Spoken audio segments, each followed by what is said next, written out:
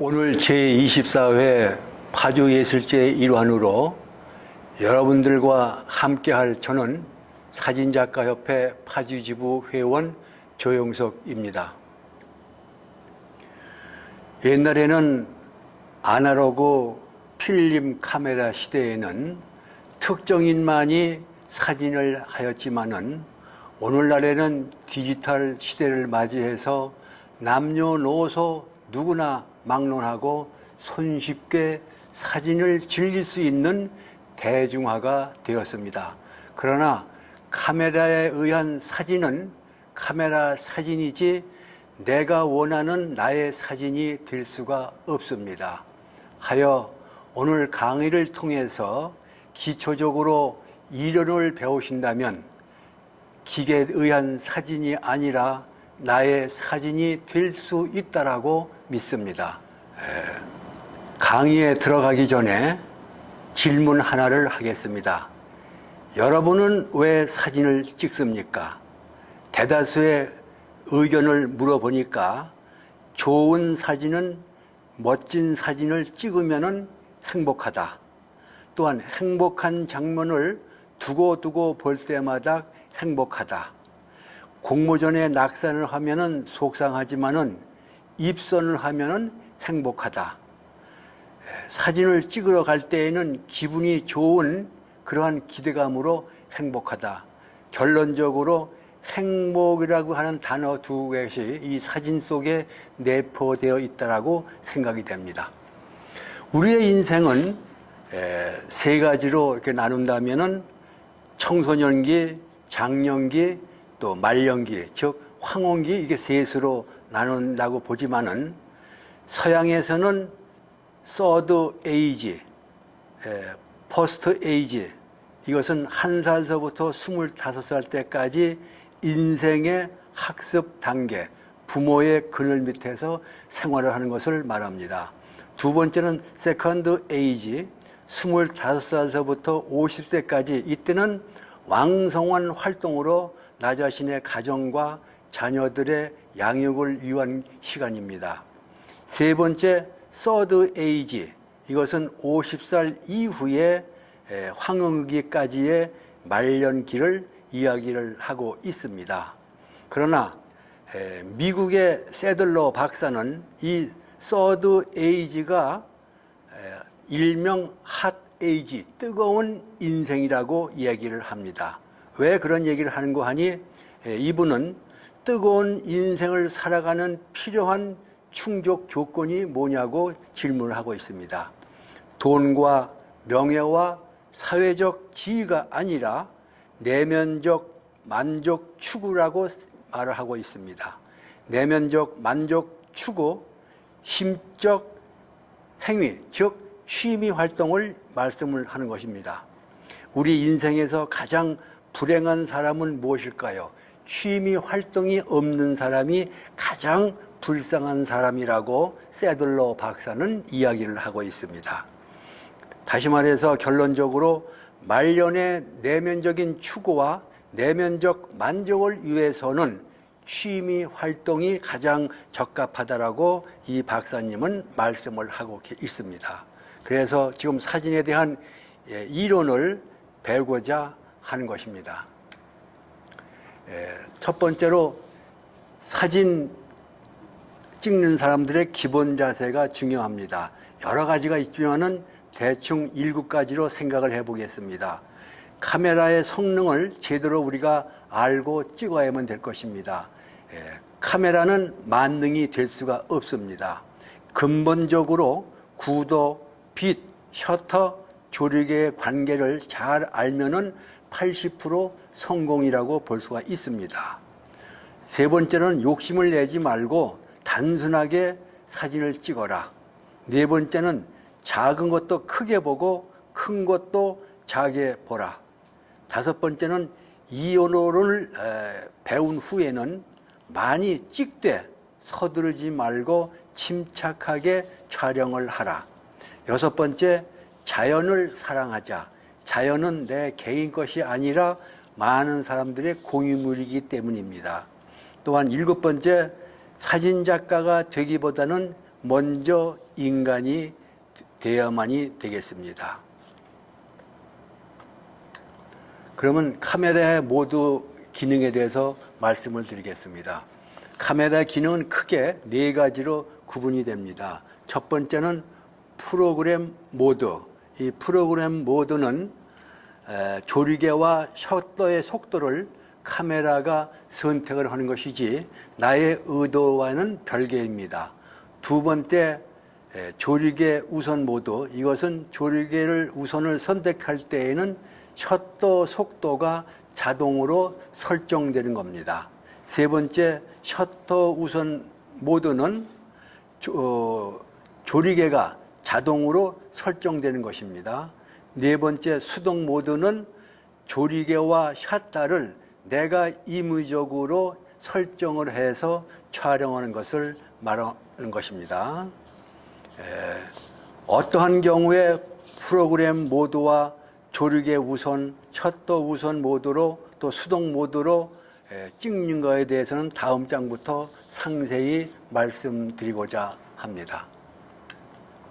보통 우리가 집을 지을 때에도 채광을 어디로 할 것이냐, 또한 설계도를 어떻게 할 것이냐, 또한 인테리어를 어떻게 할 것이냐, 가구 배치를 어떻게 할 것이냐고 했을 때에 집이 온전한 집이 되는 것과 같이 사진도 빛의 광선을 어떻게 이용할 것이냐, 구도를 어떻게 하느냐, 또 조리개와 셔터를 어떻게 설정하느냐에 따라서 온전한 사진이 되는 것입니다. 보통 광선은 이 그림과 같이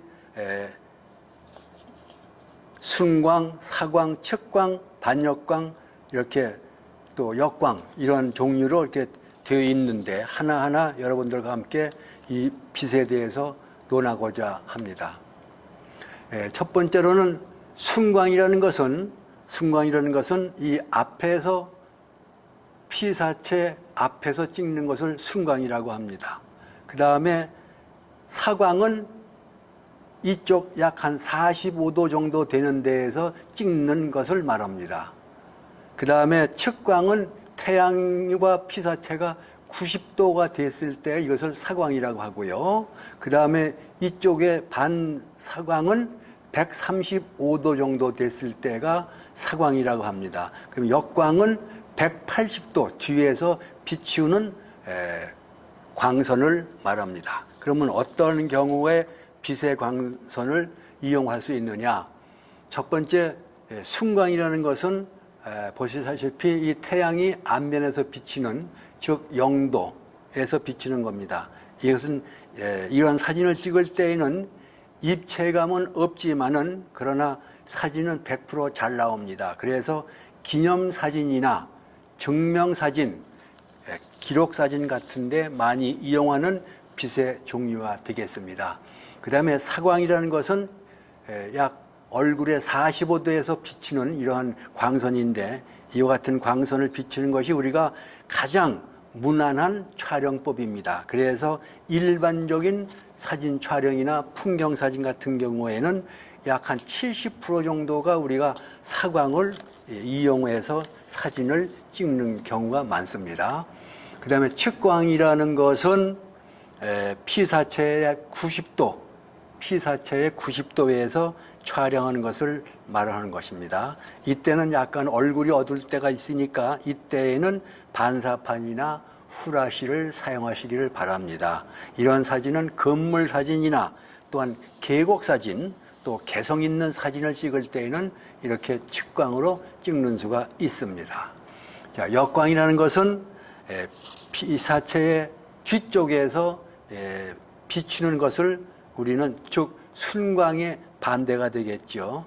이것은 얼굴이 어둡기 때문에 이럴 때에는 후라시나 또한 반사판을 이용해서 사진을 찍습니다. 이것은 강렬한 사진의 피사체를 원할 때에는 역광으로 촬영할 수가 있는 겁니다. 반역광은 피사체 약 뒤쪽에서 45도에서 찍었을 때 이것이 약 한 135도가 되겠죠. 그래서 옛날 17세기의 바로크 미술의 거장인 렘벌란트가 미술에 많이 적용한 것이 바로 반역광, 이런 광선을 많이 이용해서 바로크라고 하는 미술의 거장은 꼭 이와 같은 광선을 이용을 했습니다. 그 다음에 우리가 중요한 것은 건축에도 설계도가 중요하듯이 사진 구도도 굉장히 중요합니다. 사진 구도를 주제가 피사체가 좋게 표현하기 위해서 짜임새 있고 아름다운 화면을 구성하는 것을 사진의 구도라고 합니다. 그래서 구도는 카메라가 자동으로는 설정이 되지 않기 때문에 이것은 구도는 내가 구도를 만들어야 되기 때문에 아주 중요한 항목이라고 할 수가 있습니다. 사진의 구도의 종류는 여러 가지가 있지만은 크게 수직구도, 수평구도, 대각선 구도, 또 삼각구도, 또 S자 구도, L자 구도, 터널 구도, 기타 등등으로 구도의 모양을 나눌 수가 있습니다. 그림과 같이 수직 구도는 이와 같이 수직으로서 건물에 찍을 때엔 주로 수직 구도를 이용하고 있습니다. 그 다음에 수평 구도, 이 오른쪽에 여기 사진을 보시면은 사람을 찍었을 때에 수평이 맞지가 않는 겁니다. 그래서 왜냐하면은 바닷가에서 사진을 찍을 때에는 피사체 인물에만 신경을 쓰다 보니까 멀리 있는 수평선은 생각을 못하기 때문에 찍다 보니까 이와 같이 비스듬하게 찍을 수가 있습니다. 앞으로는 이 시간 이후에는 항상 인물에도 물론 신경 쓰시겠지만은 항상 수평을 맞추는 데에 신경을 써주시기를 바랍니다. 다음에 대각선 구도, 이것은 특별한 구도처럼 보이지만은 이 빨간 선과 빨간 선의 이음으로 인해서 이은 사선으로 인해서 이것은 사진을 찍었을 때에는 속도감이나 또한 흐름의 묘사를 나타낼 수 있는 구도입니다. 삼각구도는 이와 같이 조용하고 또한 안정된 느낌의 사진, 이럴 때는 주로 많이 쓰는 것이 정물 사진이나 또한 산사진, 인물 사진 같은 경우에 이러한 사진을 많이 이용을 합니다. 그러면 S자 구도는 보시다시피 이렇게 빨간 선과 빨간 선을 이렇게 가는 것 같이 S자처럼 이렇게 되어 있는데, 이때 오른쪽 사진과 같이 이 끝과 끝을 빨간 선을 맞춰서 시작은 오른쪽 빨간 곳, 밑에는 끝나는 곳, 이와 같은 것을 잘 맞춰주시길 바랍니다. L자 구도는 우리가 이제 주로 풀밭이나 이런 데 앉아있는 인물 사진을 이야기합니다. 자, 터널 구도. 이 터널 구도는 가장 중요한 것이 이 오른쪽 사진과 같이 찍을 수 있는 것이 터널 구도인데, 이때 조회할 것은 뭐냐면은 밑과 밑의 간격이 똑같아야 됩니다. 그 다음에 이 안에 있는 건물의 이 간격도 똑같아야만이 안정감이 있지. 이것이 한쪽으로 기울어지면은 불안정한 사진이 됩니다. 그래서 항상 우리는 이 구도라는 것은 하나의 우리가 가이드일 뿐이지 절대적인 공식이 아님을 유념하시기를 바랍니다. 앞으로는 내 자신만의 새로운 시각의 구상을 해서 나만의 독특한 구도를 만들어 가는 절차가 필요하지만은, 그러나 기본적인 구도는 항상 머릿속에 기억을 하시기를 바랍니다. 그러면은 구도에 있어서 또한 중요한 것이 뭐냐면은 황금 분할이라고 하는데요. 이 황금 분할이 뭐냐면은 우리가 보통 쓰는 명암이나 A4 용지나 노트에 보면 크기가 주로 1대 1.68, 다시 말해서 대충 3대 5 또는 1대 2, 그래서 편리하게 1대 2라고 생각을 합니다. 이것은 옛날 고대 그리스 시대에서부터 발견돼 가지고 이 공간의 조화가 가장 좋은 면적의 비율이라고 지금까지 내려오고 있습니다. 자, 그러면은 여기서 기본적으로 분할법을 우리가 여러 가지 방법이 있겠지만은 가장 기본적인 3등 분할법을 여러분들에게 말씀을 드리겠습니다.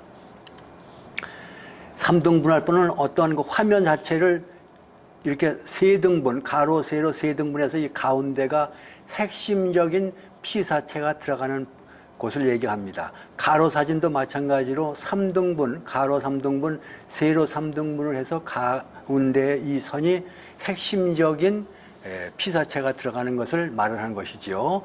이 오른쪽 사진을 보시면은 이와 같이 인물을 요 선상에 이렇게 놓고 찍어야만이 사진이 가장 아름다운 사진이 될 수가 있습니다. 그럼 이 밑에 사진을 보면은 여기는 넓이가 1이 되고 여기는 2가 됩니다. 그러면 이 1대 2에 대한 주제는 다음 장에 자세히 설명을 드리겠습니다. 자, 여기서 좀 더 자세히 이제 설명을 드리면은 이 두 번째 항목을 보면은 여기가 밑이 2가 되고 위가 1이 됩니다. 그 다음에 또 세로 사진은 밑이 1이 되고 그 위가 2가 되지요. 그래서 이 사진을 보시면은 다시 말해서 하늘이 여기는 주제가 됩니다. 구름이 좋으니까. 꽃은 부자가 된 거죠. 그래서 주제는 항상 2가 되고 그 다음에 부제는 1이 돼야 됩니다.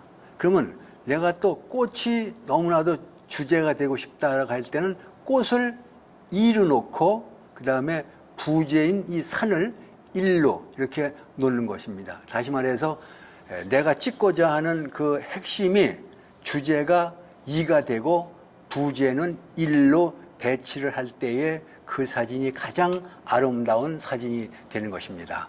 그 다음에 이 세 번째 항목을 보면은 전진 방향과 후인 쪽이 있죠.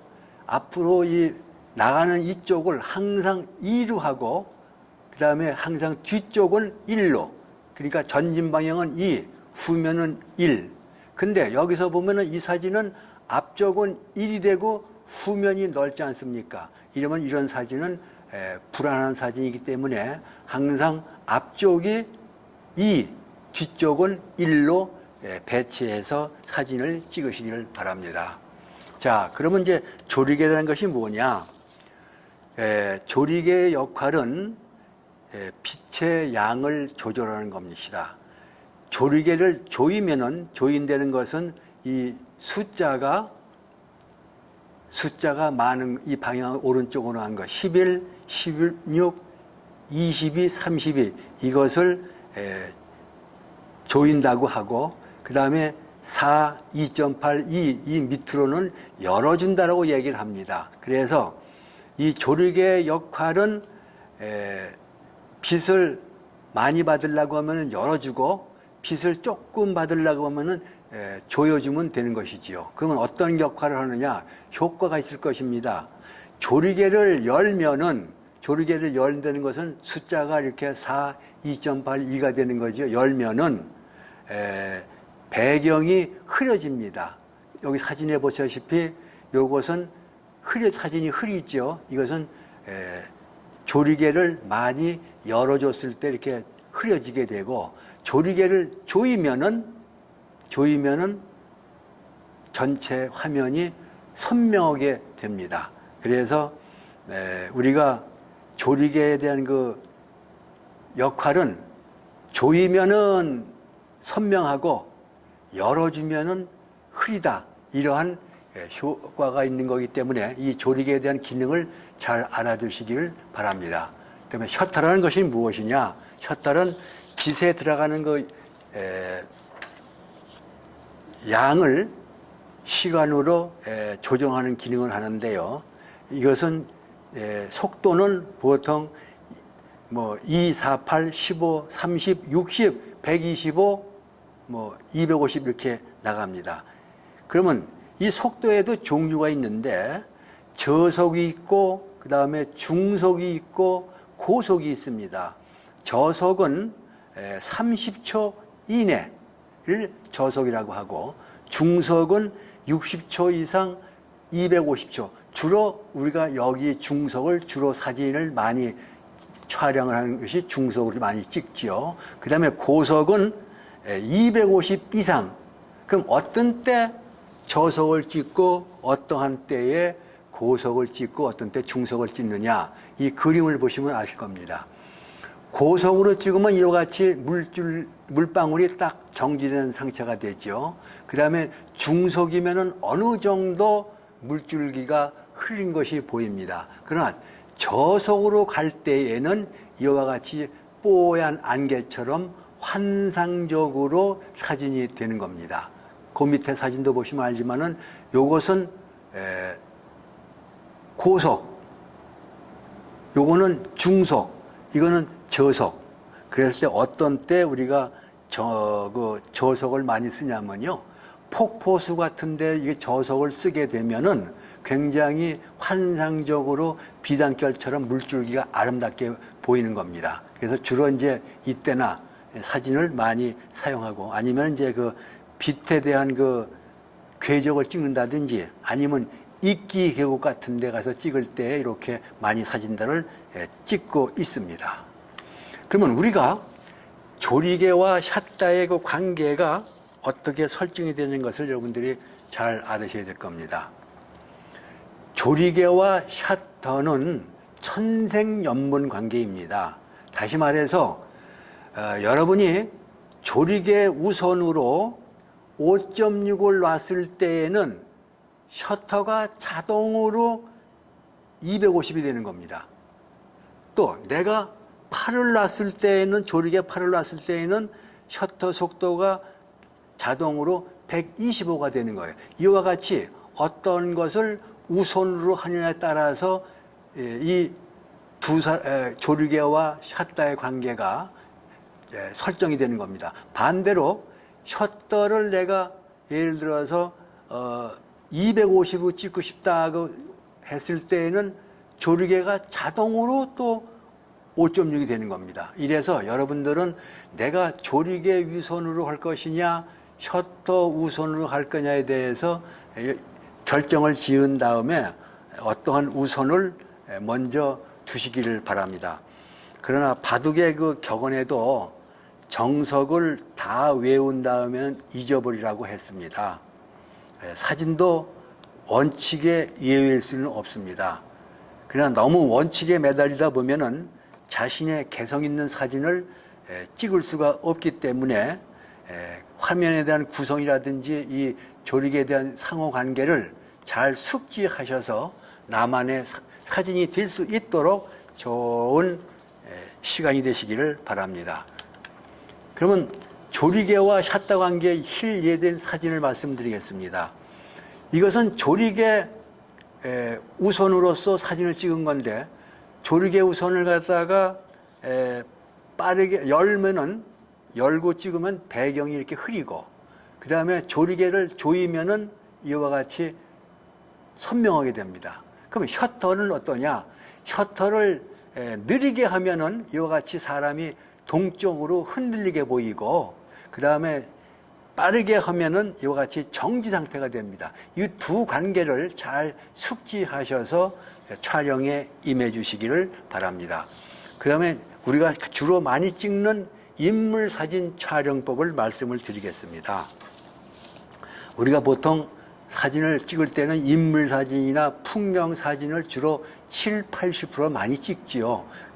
그러나 사진을 찍을 때는 먼저 찍는 그 인물과 대화를 좀 많이 나누시고 더불어 그분의 장단점을 잘 파악을 해서 임해 주시기를 바랍니다. 그 다음에 사진을 주로 가로만 찍지 말고 가로, 세로 이렇게 찍는 그러한 습관을 들여주시길 바랍니다. 이 전체 사진, 인물 사진에 있어서는 5가지로 그통 나눌 수가 있는데 페이스샷, 바스트샷, 바디샷, 니샷, 풀샷 이렇게 5가지 방법으로 사진들을 이렇게 많이 촬영을 합니다. 그 다음에 빛을 잘 이용해서 사진을 찍으시길 바랍니다. 특히 인물 사진을 찍을 때에는 기념사진을 제외해 놓고는 인물 사진을 찍을 때에는 배경을 흐리게 찍으시길 권장해 드립니다. 그럼 배경을 흐리려면 어떻게 하느냐? 조리개를 많이 열고 찍기를 바랍니다. 그러면 여기 인물 사진 실제가 나와 있습니다. 여기서 특별히 말씀드리고 싶어서 인물 사진 찍을 때에는 이 눈동자 사진을 눈동자에 하얀 눈동자가 나오는 것을 아이캣이라고 하는데 이것이 살아있도록 사진을 찍었을 때에 사진이 살아있는 겁니다. 보통 사진 찍을 때에는 일반적으로 뭐 덴추에서 맞춘다든지 코에다가 핀을 맞추는데 그러지 마시고 앞으로는 눈동자에다가 핀을 꼭 맞춰주시기를 바랍니다. 자, 그러면은 인물 사진 또 적용에 대해서 보시면은 요것은 이제 제가 능에 가서 찍은 건데 이 사진을 보면은 배경이 잘려가지고 뭔지 잘 모르시죠. 두 번째는 인물이 너무 작고 이 땅이 너무 넓습니다. 구도가. 그래서 세 번째 사진은 어떻게 보면 잘 나왔다고 생각이 되지만은 그러나 뒤에 인물과 건물이 서로 겹치기 때문에 이 사진은 별로 좋은 사진이 아닙니다. 그래서 이 네 번째로 이와 같이 별도로 이렇게 3등분, 아까 말씀드린 3등분으로 해서 이쪽에는 건물, 이쪽에는 인물, 이렇게 해서 3등분을 배분해서 사진을 찍으시면 아주 안정된 좋은 사진이 되겠습니다. 그리고 주로 우리가 인물 사진이라든지 기념 사진을 찍을 때에는 주로 전신을 사진을 많이 찍습니다. 이 사진은 제가 오랜 사진 찍은 그 경험에 의해서 제 나름대로 반반 법칙이라는 것을 한번 제가 만들어 봤습니다. 즉 다시 말해서 발의 위치를 어디에다가 놔야만이 실수 없이 안정되고 보기 좋은 사진이느냐라는 것을 제가 나름대로 한번 만들어 봤는데요. 반반 법칙이라는 것은 이 전체 사진의 반이 1번입니다. 그 다음에 1번서부터 요 끝에까지가 2번이고요. 2번과 요 끝에 밑에까지가 3번입니다. 그래서 항상 발은 요 3번 정가운데가 아니고 이 황금 분할선 여기 이 정도 됐을 때 여기에다가 발 위치 오른쪽에 사진 보시면은 맞죠? 3번 정도가 이렇게 사진을 찍으면 가장 안정된 사진을 찍고 있는데 제가 사진 이론을 배우기 이전에 찍은 사진입니다. 보시다시피 2번 사진은 사람도 작을 뿐만 아니라 사람을 찍었는지 땅을 찍었는지 알 수가 없죠. 땅이 넓습니다. 이 사진은 안 됩니다. 그래서 이와 같이 3번과 같이 반에 반 법칙을 해서 다리를 놨을 때는 땅 넓이나 사람 크기가 아주 안정된 사진이 되겠습니다. 특히 전신 찍을 때는 이 반반 법칙을 꼭 적용해 주시기를 바랍니다. 자, 또한 이 전신 인물 촬영과 반반 법칙에 대한 실례를 또 말씀드리겠습니다. 이것도 제주도 가서 제가 사진을 배우기 전에 찍은 사진인데 다들 이 사진 잘 나왔다고 그랬지만은 지금 생각해 보니까 이것은 너무 땅이 많이 나왔죠. 그래서 2번과 같이 이렇게 반반 법칙을 이용하니까 땅도 적당하고 인물도 크고 안정된 사진이 된 겁니다. 좌우를 한번 비교해 보시길 바랍니다. 자, 그 다음에 여기도 보면은 해변가에서 찍은 건데 이것도 제 가족입니다. 무조건 찍고 나니까 사진 잘 나왔다고 그러는데 나중에 찍고 보니까 나도 모르게 사람만 찍으려고 하다 보니까 수평선이 이렇게 끼운 걸 몰랐어요. 그래서 앞으로 이거는 이렇게 절대 인물 찍는 데에만 신경 쓰지 마시고 저 멀리 수평선을 꼭 수평으로 이렇게 찍어 주시길 바랍니다. 그리고 이거 인물이 너무 정가운데 왔지 않습니까? 아까 서두에서 말씀드린 것과 같이 3등선, 3분할로 이렇게 해서 이쪽에 가서 보는 쪽이 2, 뒤쪽이 1, 이와 같이 2대 2라고 찍어 주시길 바랍니다. 그러나 이 사진도 잘못됐어요. 뭐냐? 인물하고 뒤에 산이 겹쳤죠. 산이 약간 오른쪽으로 와야 됩니다. 그래서 앞으로 이렇게 찍으실 때는 사람의 신경 너무 쓰지 마시고 뒤의 모습, 뒤의 배경도 신경을 써주시기를 바랍니다. 단체 사진 찍으실 때도 항상 이 끝이 발이 반의 법칙을 꼭 적용하시면은 실수 없는 사진이 될 것입니다. 그 다음에 우리가 밖에 나갔을 때에 이 노출을 조리개를 얼마를 놓고 하고 당황할 때가 참 많습니다. 이럴 때는 무조건 그림자를 이용한 써니 16법칙이라는 것을 제가 있는데, 태양이 이렇게 짧을 때는 무조건 조리개를 16으로 놓고 찍으시면은 실수가 없습니다. 그 다음에 이렇게 그림자가 좀 길게 나올 때가 있죠. 길게 나올 때에는 11로 놓으십시오. 이렇게 되면은 절대적으로 실수 없는 사진이 됩니다. 자, 이 사진은 일본 사진 작가가 자기 딸의 그 모습을 찍은 사진인데, 일본은 태어나서 사진, 두 번째는 유아 사진, 세 번째는 유치원생, 네 번째는 초등학교 때 전부 다 옷을 이렇게 다 벗고 찍었습니다. 그 다음에 중학생 때, 그 다음에 고등학생 때, 대학생 때까지, 그 다음에 이제 사회인이 돼서는 옷을 입고 찍었습니다. 이것은 무엇을 얘기하냐면요, 이 일본 사진 작가의 꼬마의 그 아이의 성장 과정을, 일생의 성장 과정을 여기에 사진으로 담은 겁니다.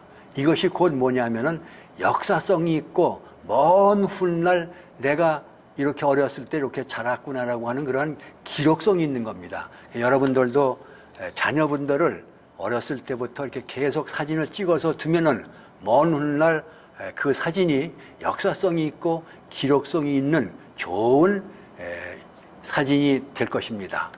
자, 그러면 우리가 주로 이제 사진들을 찍을 때에, 야, 어떻게 하면은 사진을 좀 우리가 이쁘게 잘 찍을까라고 많이 생각을 하고 있습니다.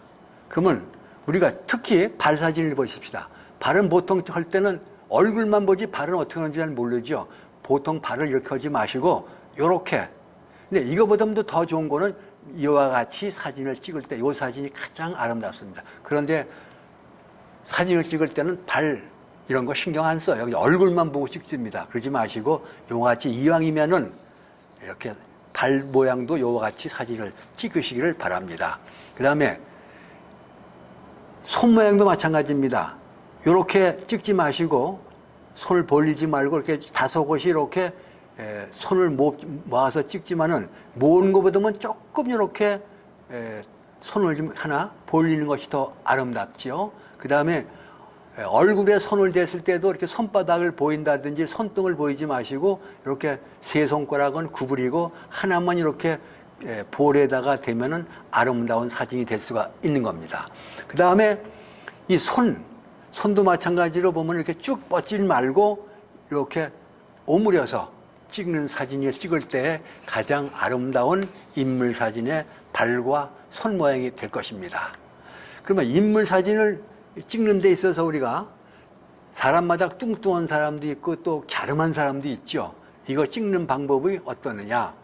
뚱뚱한 사람이라고 할 때는 정면으로 찍지 마시고 약간 이렇게 옆으로 비스듬히 약 한 20도 정도 비스듬히 찍었을 때에는 굉장히 얼굴이 좀 갸름하게 나옵니다. 그 다음에 손은 이렇게 놓지 마시고 항상 가운데 놓고 이 오른쪽 여기와 같은 모양. 다시 말해서 여기 보는 곳이 어떻습니까? 보는 게 좀 넓죠? 보는 곳이 2, 뒤가 1. 요건 너무 정가운데 있어요. 그래서 항상 2대 1이라는 것을 명심하시기를 바랍니다.